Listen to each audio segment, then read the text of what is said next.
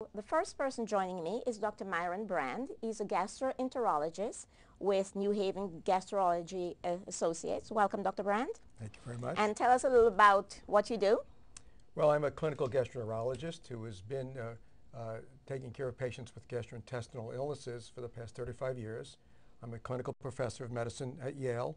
I'm a partner at Connecticut Gastroenterology Consultants, and I'm the medical director of the Yale Guilford Endoscopy Center in Guilford. Okay. Well, you are a very busy person, so we really appreciate you taking the time out to meet with me this evening and to answer a number of questions for us. And we have a lot of questions for you. So Okay. first, we want to talk about endoscopies, but tell us a little about the human gastrointestinal tract. What is it and why does it seem to cause so many problems? Well, let me, I brought some props with me today, and so let me sort of define for you the areas that I work in as a clinical gastroenterologist. Okay. We begin with the esophagus, and the esophagus is about 1 foot long, and its job is to transport food and liquids from the mouth into the stomach. Many of you may have problems with the esophagus. It's one of the causes of chronic heartburn. And then there is the stomach, which is connected to the esophagus. And I would think of the stomach as about the size of a football. And the stomach is a place where one can get ulcers. And the job of the stomach is to pre-digest food. It makes a lot of acid. And when that acid refluxes up into the esophagus, one typically gets heartburn. When food leaves the stomach, it goes into the small intestine. And the small intestine's job is to digest food and to absorb water. It's about 22 feet long. Wow. And finally, after the food is partially digested, it then enters into the colon. And I have another prop here to show the colon. The colon is about 6 feet long. And this is part of the small bowel entering into the colon. And then it enters the right colon, transverse colon, left colon, and into the rectum, and then it's excreted. The job of the colon is predominantly to absorb water and to store waste material. So now that we have seen what the anatomy looks like, now we want to ask you, why is it that we develop things like gastroenteritis and, GERD, gastro reflux disease. Gastroesophageal reflux disease, yes. Why do these things happen? Well, we have to look at the anatomy specifically. Again, when I was showing you the diagram between the esophagus and the stomach, there is a valve between the esophagus and the stomach. It's called the lower esophageal sphincter. And if that valve is weak, one can often get reflux of acid back into the esophagus, and one gets typical heartburn. So the mildest form of heartburn would be just some GERD and some heartburn, which would be intermittent. If you get a lot of acid back, you can get irritation of the esophagus and actually destruction of the lining, and that would be called esophagitis. And chronic esophagitis is a bad thing. It can cause strictures in the esophagus, bleeding, and even cancer. In the stomach, we have other issues. One can develop ulcers, one can develop delayed gastric emptying, and one can also develop cancer. There is a type of bacteria that's been described in the stomach called H. pylori, and one of the big medical breakthroughs in probably the late 70s and 80s was the actual appreciation that many ulcers were actually caused by a bacteria called H. pylori. Nowadays, with the knowledge of H. pylori, it isn't as big a factor as it used to be.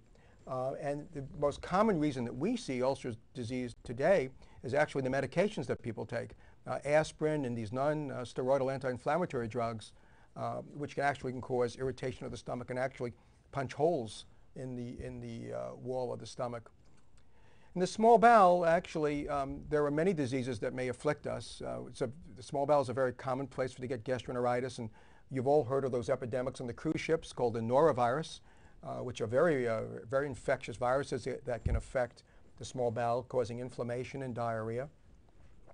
And of course, there's the colon, and we're all aware that March is always Colon Cancer Awareness Month, and colon cancer is one of the second most common cancers that actually kills Americans, so it's a very common cancer. And I spend a great deal of my time screening people for colon cancer, doing colonoscopies.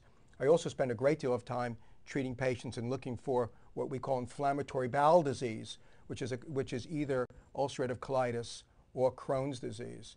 So that's sort of a smattering of the various diseases of the GI tract. Okay, you said to us that if a part of the stomach is weak, we get problems. What would weaken this part of the stomach? Well, I'm not sure I meant, if I did say that, I didn't mean to say that everything was weak. I think what I'm really saying to you is that if one gets chronic irritation in the stomach, either from a type of bacteria like H. pylori, or from chronic use of drugs that might weaken the lining, like these drugs called non-steroidal anti-inflammatory drugs, which people commonly take. Most of you know that this class of drug as being Motrin or Advil or ibuprofen, Aleve. These are drugs that when taken excessively can actually punch holes in the wall of the stomach and cause ulceration. Now, what about acidophilus, which is supposed to be a bacteria that is supposed to help you to prevent getting things like H. pylori? Some of us take acidophilus daily. Can those cause problems? Not really. Probiotics, we're very much in the infancy of our understanding of what role probiotics will play in gastroenterology. There are some certain circumstances where probiotics may be of some help. If people are bloated and sometimes changing the bacterial flora may help. But actually it's something that's therapeutic now. There aren't a lot of situations where probiotics really help. I'm not sure that we want to go into that today, but we do use probiotics to treat certain types of irritations of the colon, something called pouchitis. We sometimes will use probiotics to try to prevent problems with some of the antibiotics that we use. But in terms of therapy, I would predict that over the next 25 to 50 years, we are going to become much smarter in the use of probiotics, and we'll be able actually to target various gastrointestinal illnesses by actually alternating and manipulating the flora of the GI tract.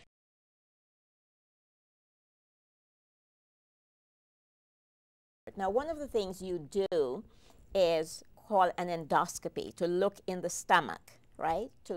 What does an endoscopy, what kind of information does it give you? And how do you, in fact, perform an endoscopy on someone? Well, we've made just remarkable progress over the past 30 years or so to actually able to visualize the entire gastrointestinal tract. We have fiber optic instruments, and I brought an instrument that isn't an upper scope, but it's very similar. Okay, so this is a fiber optic instrument. It's actually digitalized. It's very flexible. It's got a lens at the end and a very strong light. So can you hold it so we can see it? Yeah, so we can see it. And the physicians are actually able to turn the tip. This isn't a regular upper scope. This is a sigmoidoscope, but the upper scope is much smaller. And the patient is usually either semi-awake, called semi or conscious sedation, or asleep. And we pass this scope into the esophagus and into the stomach. And we're actually able to visualize. And we do this through the mouth? Through the mouth, with the patient semi-conscious or totally asleep. And we're Some able, patients you have are totally out of it. Most of them are totally asleep. Yes. Some want to be awake. But in any event, we're able to look at inflammation in the esophagus. We're actually able to biopsy. So can we get a close look at this? This actually has a little, like a little camera. It has a camera at the end, there. and it's hooked up to a computer. Yes. And actually there's a screen that the endoscopist looks at, and it's very much magnified. Yes, which is like what we're seeing on the television now. Yes, and you can see how it moves around. Oh, look at that. Wow. And it has ports through it that we can actually put instruments through to take biopsies and to remove foreign bodies. If a child swallows a dime or a quarter or a screw, we can actually pull it out. Wow. Yep. Yes. And so this is what you use to look in the, now what is this end? This actually is hooked up to a computer and to a light source. Okay. And this is actually the working part of the endoscope. And this helps you to look inside of the stomach. Now, we're able to look into the esophagus and the stomach and even into the small intestine. Some of these, we have scopes that are very long that are actually able to go through the entire small intestine. All through 22 feet? Yes. Oh my goodness. Yes. And then... That's called a small bowel enteroscopy. And here you can take a biopsy. We can biopsy. We can shoot lasers through this. We can actually inject through this. We have all sorts of little, I call them toys, that we can use to actually do the things that we need to do. I want to know, can we get a closer shot of this? Show again how this moves. Show Sure. how. Okay, so you see there. So you can actually So I can something to actually, yes, I can actually clean the lens with water. There's a water jet that goes Yes. through there, and I can actually insufflate the GI tract to like a balloon. Yes. So I can actually see the lining much better. And you can take little pieces, That's take right. biopsies, and then take it out, send it off to a lab, and test to see if someone has something serious going on Exactly. inside. Okay. And that's an endoscopy. Now we also have, so this would be an upper endoscopy. We also have Yes. an instrument that's longer than this, and that's a colonoscope. This is called a Sigmoidoscope, actually. Yes. This is a short scope, but we have instruments that are about 6 feet long, and we're actually able to pass it from the rectum all the way through the colon, and then Yes. even into the small intestine. And through this instrument, we're able to remove polyps. We look for polyps and remove them. We think removing polyps are very important, Yes. part of at least what I do, because the current feeling is in terms of cancer that as most colon cancers begin in polyps. So we're actually able to either burn the little polyps out or cut them out with heat cauterization.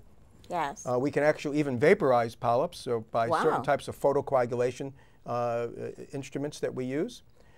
So there is a lot of things that we can actually do through these endoscopic instruments.